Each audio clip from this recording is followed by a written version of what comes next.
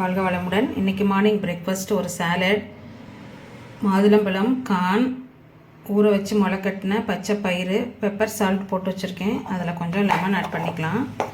Next இன்றைக்கி ஒரு மோர், கருவேப்பிலை போட்டு அரைச்ச ஜூஸு அதை ஆட் பண்ணிக்கலாம். ஃபஸ்ட் ஐஸ் க்யூப் போட்டுக்கிறேன். ஒரு ஸ்பூன் சப்ஜா சீட், மோர், கருவேப்பிலை, இஞ்சி, கொத்தமல்லி, மோர், ஊற வச்சு தோல் உரிச்ச பாதாம், ஒரு எக்கு, கொஞ்சம் ஆப்பிள் கட் பண்ணி வச்சுருக்கேன். Tasty breakfast ready.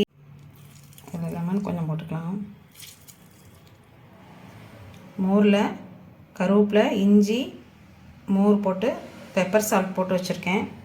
Tasty breakfast ready.